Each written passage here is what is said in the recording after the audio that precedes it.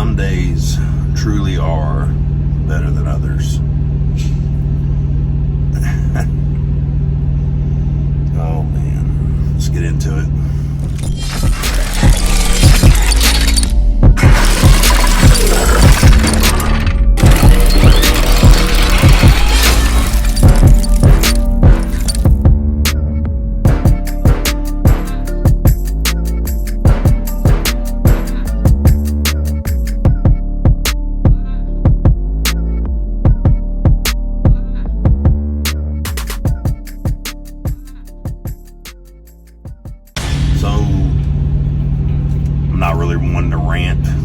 But we were on a repower load from Pittston to Pleasant View, Utah. Before you guys say anything, I know it looks stupid, but I thought the camera was on the right side of my phone, not the left. So anyways, I'm not looking at the camera, so just gonna go ahead and get that out of the way. My bad. Picked it up Saturday, dropped it yesterday evening. They had the appointment set up for 1800, which is 6 p.m. Utah time. We actually got empty early at 1630. Sent in the empty, and they had us pre-planned on a load that was picking up the next day at 3 p.m. over 200 miles away that was going into Southern California that wouldn't drop till Thursday morning. The rate was not good at all, and it would have put a training truck sitting well below revenue margin per day, and we would not have been able to get the trip on this week's payroll.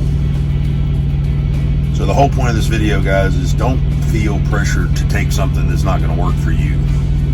If you're leased with Prime or you're leased with any other company, find out if that load's going to work for you. Prime is not forced dispatch, but we also don't have a load board.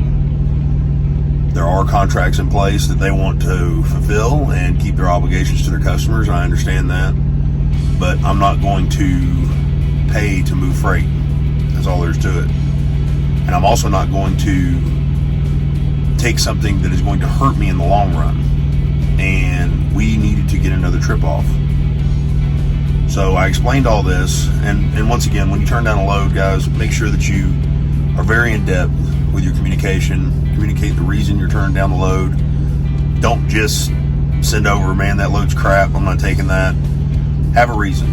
My reason was there was way too much time on the load for the truck situation. We're a training/team truck. It was a solo load at best, and it was still a bad solo load. I mean, it really was.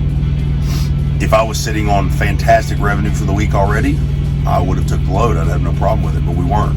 We needed to get one more good trip off for the week. So we came down to the North Ogden Flying J here, and we parked, and hours and hours and hours went by until this morning, and they started sending us load options.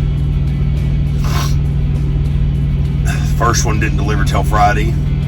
It was a live unload, so obviously I can't get that on payroll, so that's not going to work.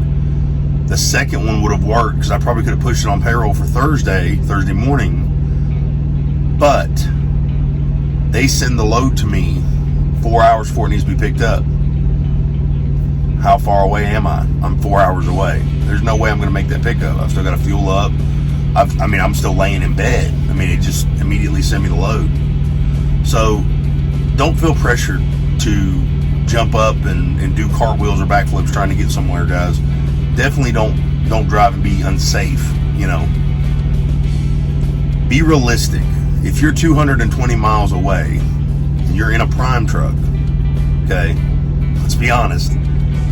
There's no turbo, there's no nitrous, there's no teleportation device on the truck. You're going to need all of 4 hours if you did it straight just to get there. Okay, not counting fueling, not counting possibly have to wash your trailer out. There's a lot of variables there. Not counting traffic, anything. So don't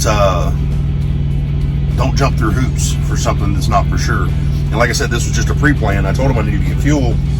He says, well, go ahead and this is night dispatch talking. My dispatcher wasn't actually available at the moment. He says, well, go ahead and fill up on your last trip number. Well, if you do that, just remember, even if you can't get that load off this week to get on payroll, you still have to pay for that fuel from your last trip number. That last trip number, your fuel's hooked to that last trip number. So when that last trip number pays out, you pay out for that extra fuel. So if I'd have went up and fueled up on my last trip number and then they canceled the load like they did because they realized we couldn't make the 01 because they sent the load so late, well, guess what? Even if I don't get another load off for the week, that $500, $600, $700, $800 in fuel I just put in my tank, I've got to pay for it. So guys, always think ahead. Make sure that you're thinking ahead and be proactive. Like, on your time off, if you're sitting and you're sitting for a while, go ahead and take advantage, get your shower, get your laundry done, clean your trailer out, be ready to go. I mean, obviously you don't want to take a chance and fuel up, but let's be honest, it only takes about, 10 to 15 minutes to fuel your truck. So take your time, be safe, do it right. Don't jump through hoops, just because you feel obligated to, because you're not.